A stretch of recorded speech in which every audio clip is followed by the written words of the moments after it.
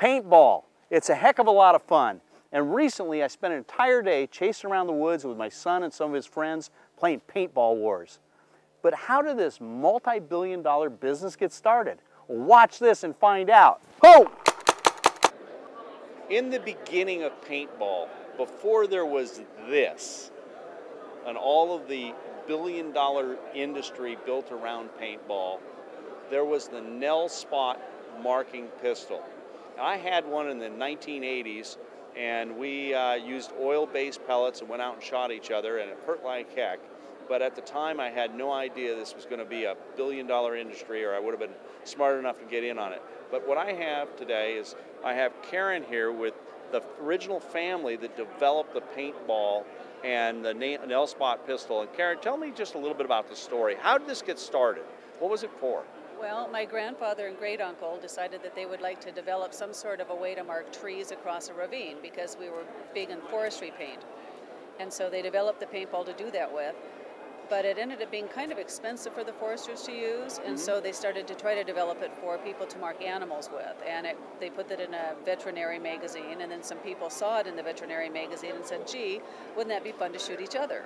And so that's kind of how the sport started. I'm pretty sure that what happened was two cowboys were sitting there marking cattle, and one suddenly reached over, went bang to the other, and the next one was going, and we had the OK Corral. Yep. But the development of this product, I've been always fascinated by that itself. How did they go about actually the development? Was it just... Oh, yeah, it started with an idea, and they know that they had paint, and they wanted to put it in something that they could shoot out of a gun. So they took some wax, like candle wax, and they tried to form some pellets with that, and they put paint in these pellets and pretty much took heated wax and tried to make it into some sort of a small ball to shoot. Right. And I've got some, and they're extremely misshapen. And then they realized that they had to be more consistent if they were going to shoot out of a gun.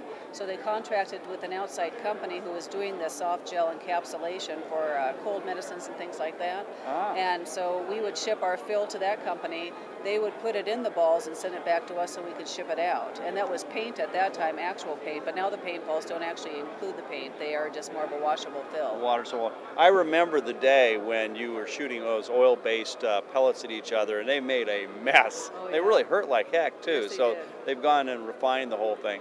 Anyway, thank you very much, Karen, for that little bit of history and your family. And what is the name of the company now? It's the Nelson Paint Company. So the Nell Spot pistol was all part of the Nell Spot Paint Company. And how long has the company been around? Since 1940. Wow. All right, the birth of an industry over what is really a simple idea. And you know, who knows, you may have that next idea, so keep working on it. When you train, I've said again and again, you need to do it as realistically as possible. So when somebody comes at you with a pipe wrench or an axe, it changes your training psychology. This is going to hurt, right? Well, not necessarily. Look, it's rubber, but they don't look rubber. So psychologically, it's a real advantage. Somebody picks this off the ground, comes at you. As you do your defensive moves, for all you know, it could be real. Part of your brain's telling you it's real. Train realistically, you'll win the fights. There's other objects this company has. This is Defensive Tactics Specialists out of Canada. We have baseball bats with nails. I actually like this crowbar. If somebody's coming at you with a crowbar, that looks realistic too, and this pipe wrench is awesome. Of course, the axe, gotta have one. Works for Halloween too.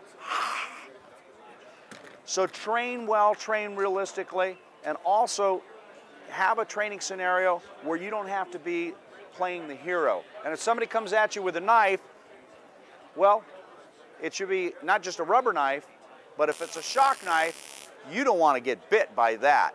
So you're going to actually defend more effectively. You're not just going to hair a little bit. You'll know if you get cut without really getting hurt. It takes all of your training to a much higher level, and I recommend it. This is shock knife. This was the other were Defensive Tactics Specialists. Recommend the products. Hi, I'm with Ray from Heiser Defense, and this is the new double tap. This is the first time we've seen him. He has a cutaway here to show us, and I'm going to shut up and let him talk. So we'll just let him talk. Afternoon, Ken. Ray Cohout with Heiser Defense here at the 2012 SHOT Show, introducing our new double tap, the smallest tactical 45 on the market. It's available both 9mm and 45, has 7 patents pending. Probably the coolest feature is it's only 5/8 of an inch wide, and it's only 12 ounces in aluminum, 14 ounces in titanium. It has a double action trigger mechanism, which includes a roller bearing system that gives you a glass smooth double action trigger pull. Even though it's set at 10 pounds, it really feels like a 5-pound trigger pull.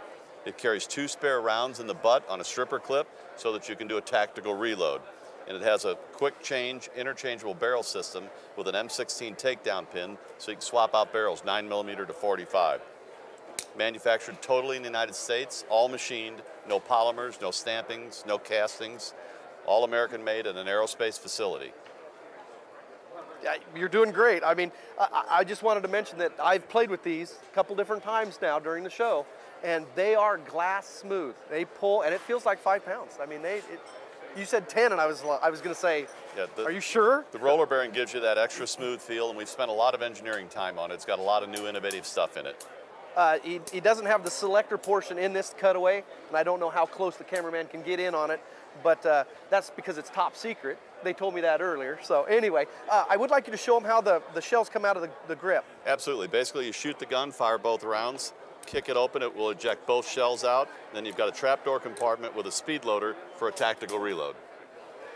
So you got 4 rounds with the gun like that. 2 shots and 2 at the ready. And it's cool. What else can we say? It's cool. Well, Ray, I appreciate your time. Thank you so much. Thank you very much.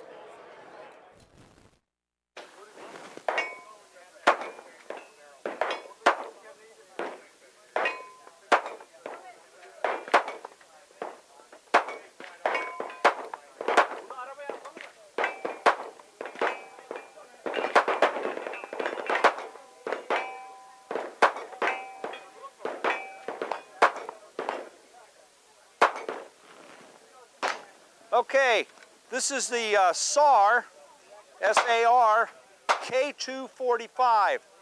It is somewhat similar to a CZ75 as far as controls and overall look and shape. It's a 15-round high capacity, 15 rounds of 45 ACP is pretty nice. Grip feels good. It's not a big fat grip, and that's what I like about this design. It fits my hand pretty well. The gun is both single action and double action. Really nice to have for that, and sights look pretty good on this. Overall interesting, and it's only about $600 retail. So all hammer forged, and they're a supplier to NATO, so it's all the NATO spec. SAR Arms, probably a gun to watch.